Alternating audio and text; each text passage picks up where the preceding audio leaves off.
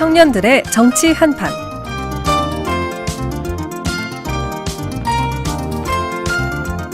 네, 우리 지역의 시사 정치 이슈 분석해보는 시간입니다. 청년들의 정치 한판, 오늘도 두 분과 함께 할 텐데요. 원주 내일연구소 구자열 이사장, 원주시의회 손준기 의원 스튜디오에 모셨습니다. 두 분 어서 오세요. 네, 안녕하세요. 반갑습니다. 네, 반갑습니다. 자, 먼저 구자열 이사장님께서 우리 청취자분들께 인사 한 말씀 해주시죠. 네, 안녕하세요. 구자열입니다. 아주 오래되진 않았지만 우리도 다시 MBC를 찾아뵙게 돼서 매우 반갑고 네. 예, 아주 즐거운 마음으로 뛰어왔습니다. 뛰어오셨습니까? 요즘 좀 어떻게 보내고 계신지요? 아무래도 요즘에 대선이 가까워 오니까 제가 또 정당 소속이고 네. 그러다 보니까 저희 당 후보를 당선시키기 위한 여러 가지 또 전략들도 세워야 하고 제가 또 우리 손준기 의원도 마찬가지지만 중앙당 우리 정책위원회에서 일을 하고 있습니다. 네. 그쪽과 관련된 일도 지역에서 어떤 공약이 또 있어야 되는지 이런 네. 것들도 발굴하고 아주 바쁘게 지냈습니다. 그럼 아무래도 오늘의 주제와 좀 맞닿아 있지 않을까 하시는 일이 싶은데 좀 네. 그렇습니까? 아주 시적절하게 저를 잘 부르신 것 같습니다. 좋습니다. 어떤 내용들이 나올지 기대를 해보겠습니다. 네. 자, 옆에 계시는 손준기 의원님께서도 우리 청취자분들께 인사 한 말씀 해주시죠. 네, 안녕하세요. 청취자 여러분. 전 오랜만에 인사드립니다. 손준기 의원입니다. 네. 네, 반갑습니다. 요즘 좀 회기도 하고 하시느라 네. 굉장히 바쁘실 것 같은데 어떻게 보내셨어요? 네, 회기도 하고 옆에 계신 구자열 이사장님처럼 또 이제 저희 당 후보를 당선시키기 위해서 또 이제 그 전에 이제 탄핵 정국이 있기 전에 개헌부터 해서 계속 서울을 왔다 갔다 하면서 일주일에 한 두세 번은 갔던 것 같아요. 그렇군요. 또 이게 제가 맡은 직책들이 또 이제 제가 그 원주시의 더불어민주당 원내대표를 하면서 이제 강원도 전체 원내대표 협의회장을 또 하고 있거든요. 그래서 강원도가 또 빠지면 또 섭섭하니 그렇죠. 이제 가면 항상 이제 타 지역의 이제 그 기초의원님들과 함께 이제 목소리를 높였죠. 그렇군요. 열심히 좀 소리를 주시면 좋겠다. 지금 청취자분들께서 말씀을 안 하시지만 제가 대신 좀 전달하겠습니다. 자, 이렇게 두 분과 인사 말씀 나눠봤고요. 저희 이번 주에 베스트 소식과 워스트 소식도 하나씩 살펴볼 텐데요. 먼저 이번 한 주간에 어떤 소식이 가장 좀 좋았을까? 베스트 소식 궁금합니다. 구자열 이사장님께서 어떤 거 가져오셨을까요?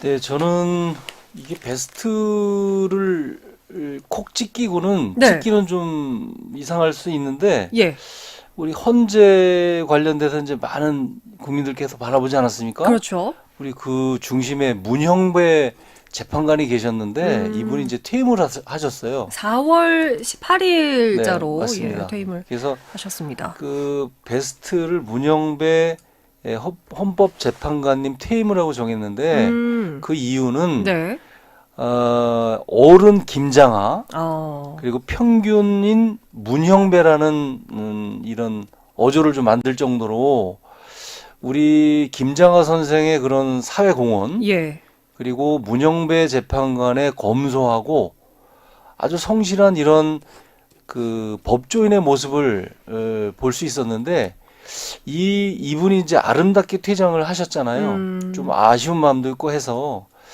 이걸 베스트로 선정을 하게 됐습니다. 그렇군요. 어른 김장하는 이제 또 OTT를 통해서 또 지역 MBC에서 만든 프로그램이거든요. 맞습니다. 이거 좀 보시면은 여운이 많이 남지 않으실까 싶은데 평균인 문형배다. 이거는 좀 어떤 의미일까요?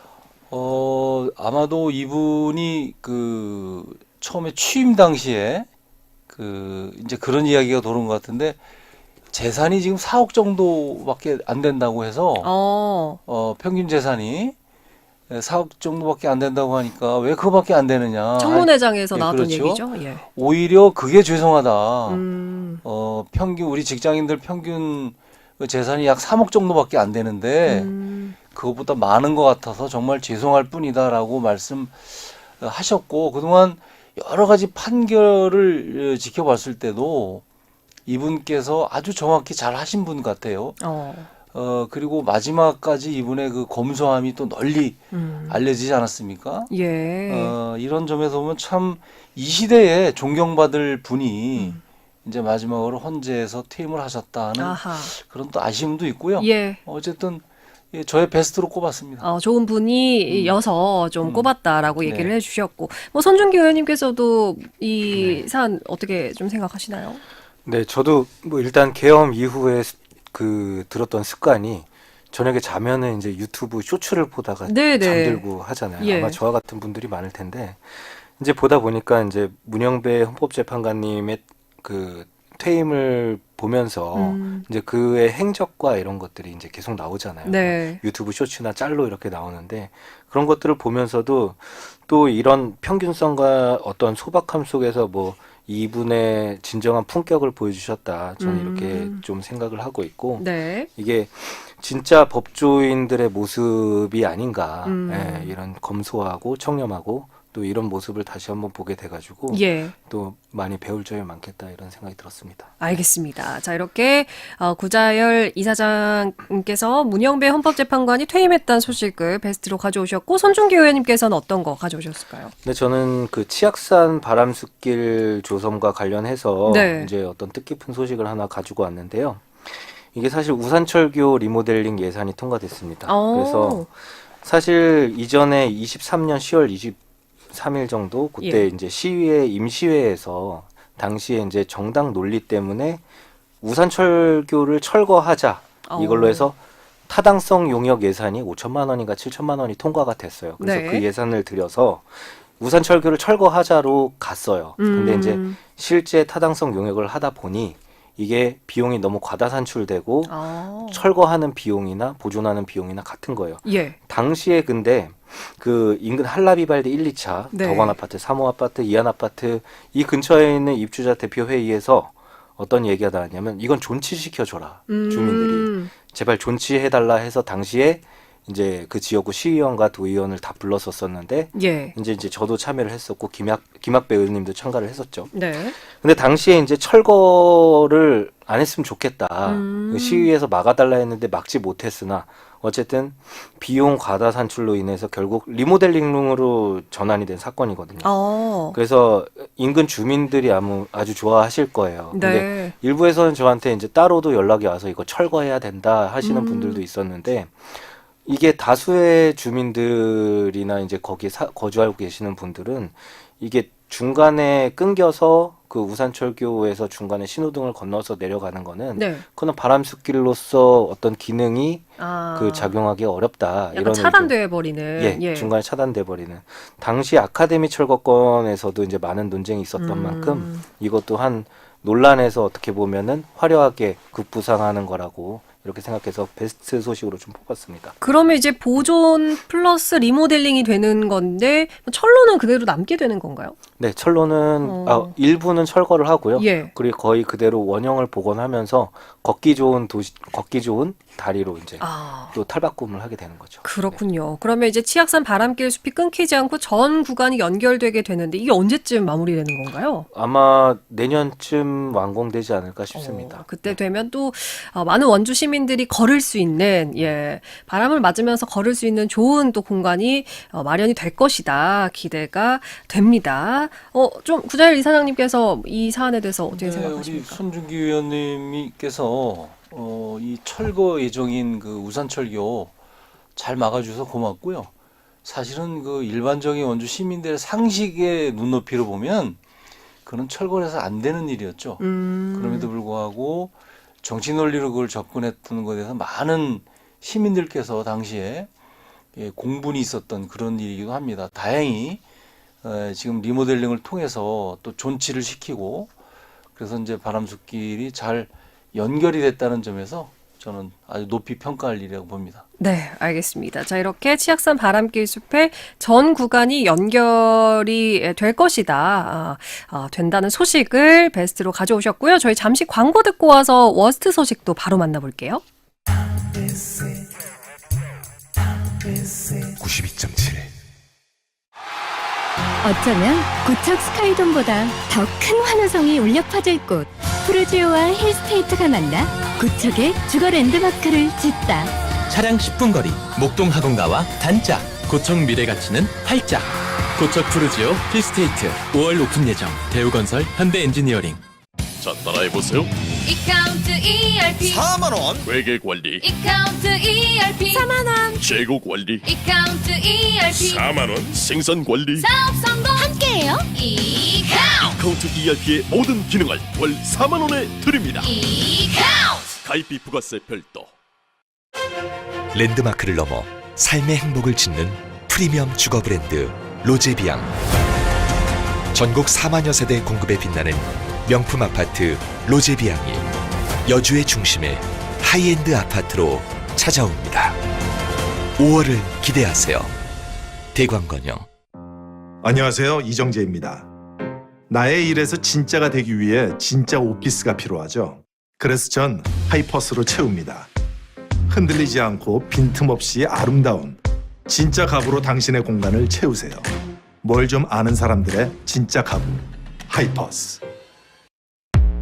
평범한 오늘을 특별한 내일로 일상의 모든 것이 더 가깝게 더 나은 내일로 연결되는 브랜드시티의 중심 CTOCL 7단지 그랜드 오픈 032-831-1141 HDC 현대산업개발 현대건설 포스코 ENC. 우리나라 1등 대학교, 호텔, 종합병원부터 우리 동네 단골 카페까지 어디에나 1등 시스템 에어컨 관리가 있습니다. 시스템 에어컨 서비스 국내 1위 LG전자 유지보수자회사 하이엠솔루텍 LG정품 서비스와 특허받은 기술력으로 1등을 책임지는 1등.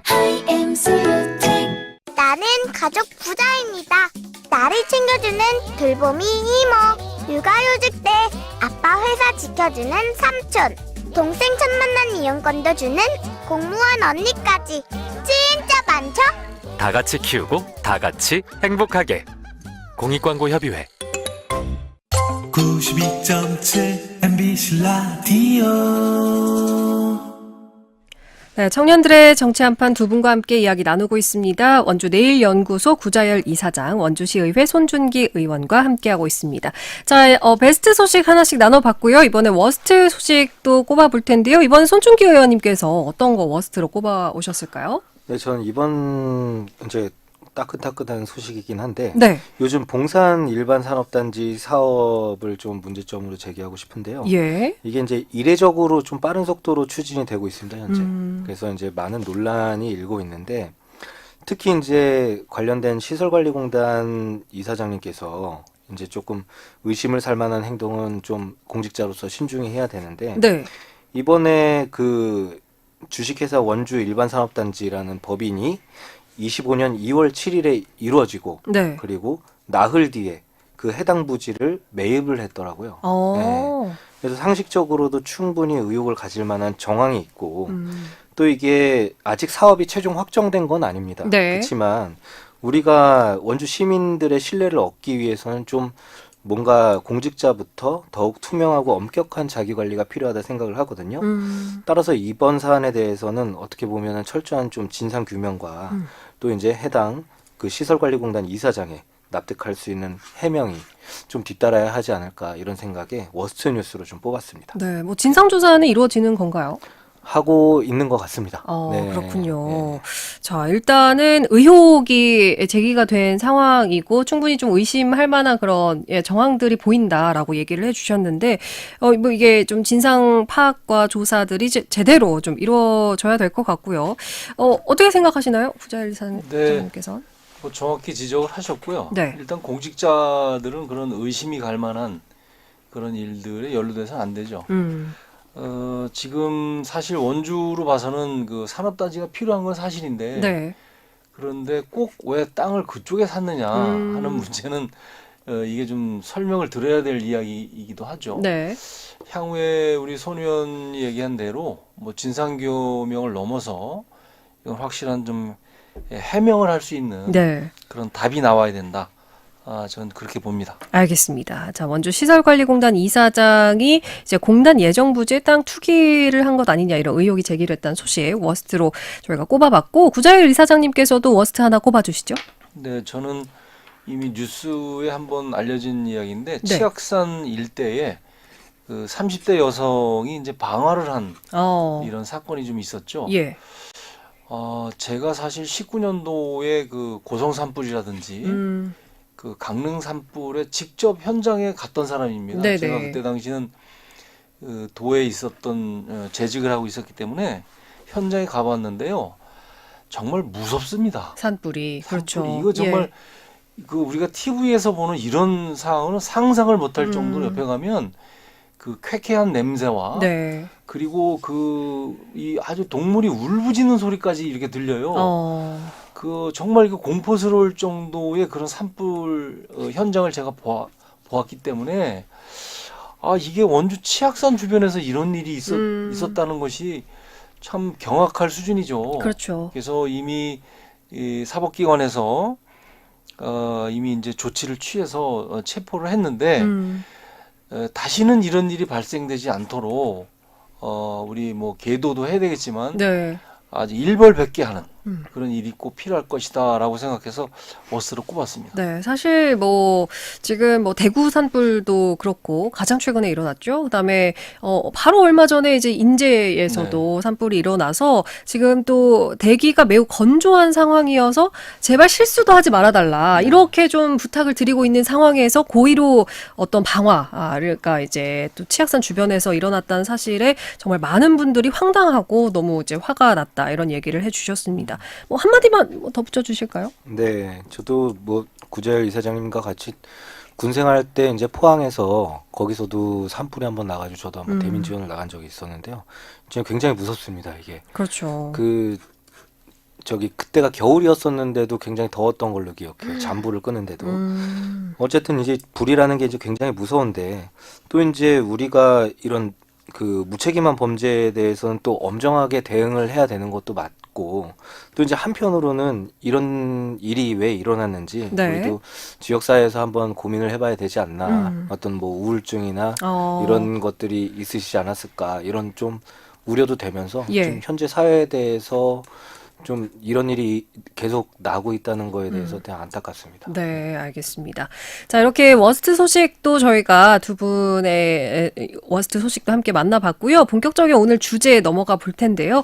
지방자치 분권은 이제 사실 매년 총선과 대선 때마다 거론되는 공약 중에 하나입니다. 빠지지가 않는데 이번에도 전국의 시장군수 구청장 협의회가 대선 후보들에게 국가 균형 발전 비전을 제시하라. 라고 요구를 했습니다. 행정수도 이전도 어떻게 보면 좀 큰 이슈가 되고 있는데요.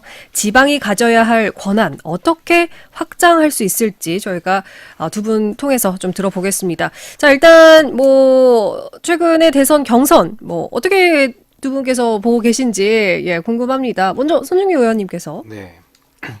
이번 경선은 어떻게 보면 단순하게 인물 경쟁을 좀 넘어서 지금 현재 시대적 전환이라 생각을 합니다. 그러니까 계엄 사태 이후에 정말 많은 사람들이 광화문에 모여가지고 이제 윤석열 전 대통령을 옹호하는 사람들도 있었고 또 이제 탄핵해라 하는 사람들도 있었고 네. 굉장히 많은 국민적인 초유의 관심사에서 이 국민들의 요구를 담아내는 어떠한 무대라 생각을 합니다. 특히 이제 우리가 지향해야 될 거는 이 국민들을 위해서 민생과 미래 먹거리 이런 것들에 대한 실질적인 해법을 제시하는 후보가 주목을 받는다 이렇게 보고 있습니다. 그래서 아직 그래도 다만 구태 정치의 프레임에 갇힌 논쟁이 또 이제 반복되는 점은 조금 안타까운 점이 있습니다. 예, 네. 그렇군요. 자, 이번에는 시대 전환이 하나의 대주제가 될 것이고 민생과 미래 먹거리가 반드시 가장 큰 어떤 해법으로 나와야 될 것이다 라고 얘기를 해주셨고 어떻게 동의하시나요? 예, 뭐 적극 동의합니다. 이번 경선 과정을 좀 보면 저는 이제 그 품격의 차이를 좀 느낄 수 있었다 이런 말씀을 드립니다. 네. 양당에서 경선 과정에서 보여줬던 언행들 보면 잘 나타날 수 있겠죠. 우선 이제 민주당 같은 경우는 이재명 후보가 확정이 됐고, 네. 김동연, 김경수 후보가 끝까지 그 선을 넘지 않고 정책과 관련된 이야기로 서로 강하게 뭐 비판도 한 건 사실이지만 그 선을 넘지 않으려는 노력들을 한 걸 좀 봤습니다. 그래서 아마 아름다운 경선을 한 것 같아서 박수를 좀 보내주고 싶고요. 네. 다만 또 국민의힘 보니까 오늘 두 분이 이제 확정이 됐는데 예. 뭐 저급한 이야기를 하는데 그건 제가 말씀 안 드리겠습니다.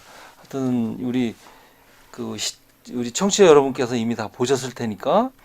근데 한 가지 꼭 짚고 넘어갈 것은 네. 그 지금 이 조기 대선의 원인 제공자가 바로 국민의힘 아니겠습니까? 윤석열 대통령, 전 대통령을 배출한 정당이기 때문에 여기서 후보를 내는 게 적절한가 하는 거는 이거 심각히 고민을 해봐야 된다. 그럼에도 예. 불구하고 계속해서 이상한 이야기를 하고 있어요. 또 한 가지 더 제가 좀 어렵게 접근하는 것은 네. 오늘도 얘기가 나왔지만 한덕수 지금 총리를 상대로 단일화를 시도하고 있다는 거예요. 예. 이 12.3 계엄에 직간접적으로 관여를 했다는 게 지금 정설 아닙니까?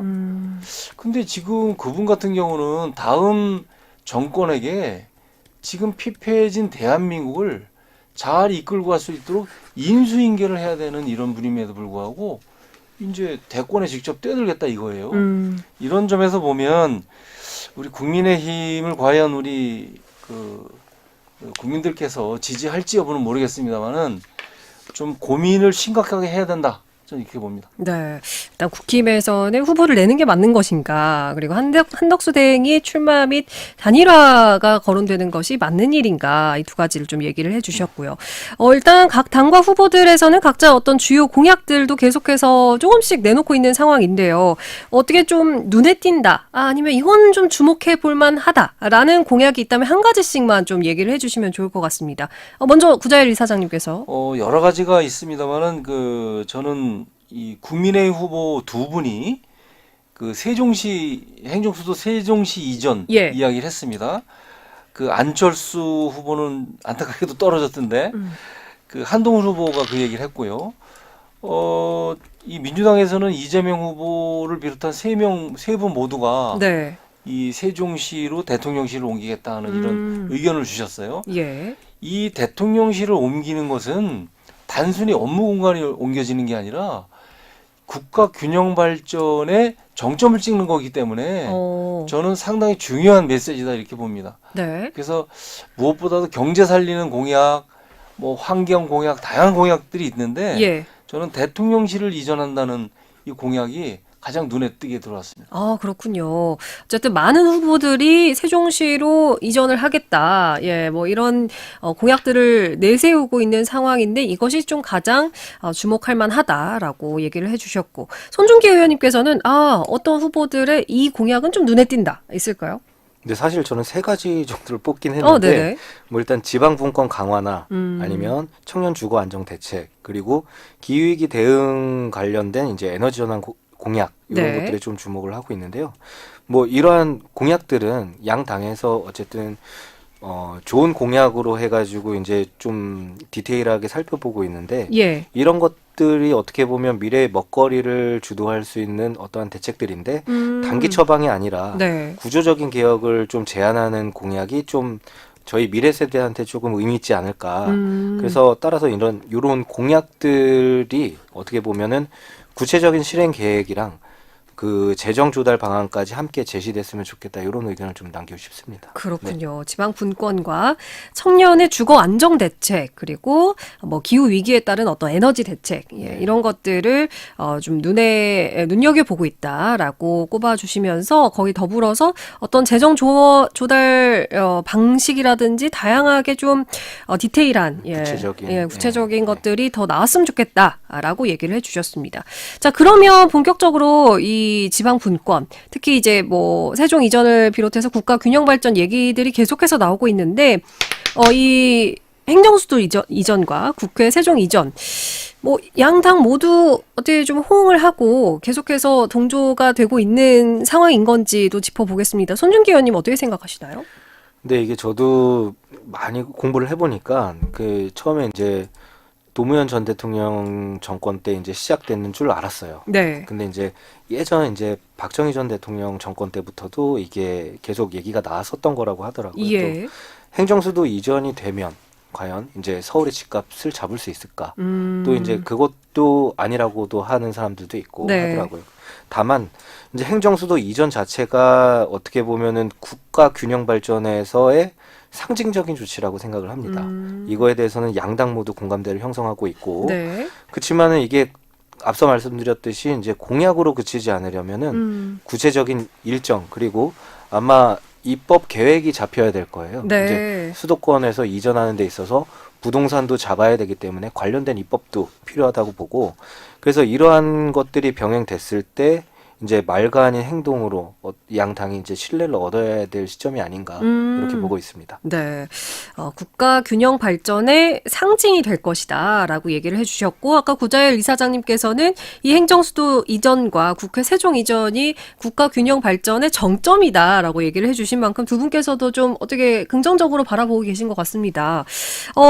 이 지방 분권, 국가 균형 발전 이 얘기를 좀 해보면은 사실 그동안 모든 대선, 뭐 총선을 비롯해서 대선에서도 공약과 비전이 거론이 돼 왔던 걸로 알고 있는데 좀 잘 지켜졌다고 생각을 하시는지도 궁금하거든요, 구자일 이사장님. 그 조금 전에 우리 손준기 의원께서 말씀하셨던 박정희 정권에서도 이야기했어요. 근데 그때는 그냥 선거 때 공약으로만 이야기됐던 거죠. 네. 전두환 정권에서 마찬가지고 실질적으로 이 국가 균형 발전 차원에서 행정수도 이전이라든지 지방 분권이 본격적으로 시작한 게 노무현 정부에서부터 시작된 거죠. 그래서 아마도 당시에 아시겠지만 그 2002년도인가요? 그 헌재에서 관습헌법이죠. 네. 예, 수도는 서울이라는 이제 수도가 우리 관습처럼 돼 있기 때문에 이것은 어떤 법률로서 이전을 시키려면 안 된다. 예. 이것은 헌법을 개정해야 하는 사항이다라고 이제 헌재에서 결정을 내줬기 때문에 아마도 이제 다음 정부에서 이 노력은 좀 해야 될 것 같고요. 아무튼 저는 이 양당 그 후보들 유력한 후보들께서 세종시 이전하는 문제, 네. 대통령실을 세종시 이전하는 문제에 대해서 동의하고 있기 때문에 저는 뭐 상당히 그나마 좀 다행이라고 생각하고 기대를 좀 걸고 있습니다. 그렇군요. 기대를 하고 계신다라고 얘기를 해주셨습니다. 지금 전국에서 뭐 시장, 군수, 구청장 협의회가 국가 균형 발전 비전도 제시해라 뭐 이런 얘기까지 나오고 있습니다. 실제로 뭐 지방에서도 두 분께서도 열심히 지역을 위해서 일을 하고 계시지만 어떤 권한이 부족하다고 느낀 경험들이 있으신지 궁금합니다. 손준기 의원님께서 얘기해 주시죠. 네, 이제 저도 초선 의원이기도 하고 예. 또 이제 청년 정치인으로서 시위에서 지금 활동을 하고 있는데요. 이게 중앙정부의 승인 없이 집행할 수 없는 예산들도 있고 또 인사 권한 자체의 한계를 이제 매번 실감을 하거든요. 예. 또 저희 같은 경우에는 항상 주민들과 가까운 곳에서 발생하는 여러 가지 문제들을 이제 빠르게 인지하는 건데 이제 이거를 해결할 수 있는 권한은 굉장히 멀리 있는 구조죠. 아하. 그래서 이러한 모순을 깨지 않으려면 이제 또 그 진정한 지방자치 분권이 있어야 되지 않을까 이런 걸 많이 실감을 하고 있습니다. 네. 그렇군요. 진정한 지방자치 분권이 실현돼야 할 것이다. 이게 상당히 좀 어려운 얘기이기도 합니다만 이번에 좀 대통령이 되는 후보가 이제 공약도 잘 내세우고 뭐 어떻게 좀 실현을 해주면 좋겠다 이런 기대가 또 함께 나오는 상황이고요. 행정수도 이전이 만약에 세종시로 된다면 강원도가 좀 이제 뭐 세종에서 이만큼 떨어져 있지만 강원도가 어떻게 발전의 탄력을 받을 만한 지방분권의 전략이 있다면 어떤 게 있을지도 궁금합니다. 강원도가 내세울 만한 것. 예, 구자일 이사장님. 이 지방분권이라는 것은 이제 사실 서울도 지방이에요.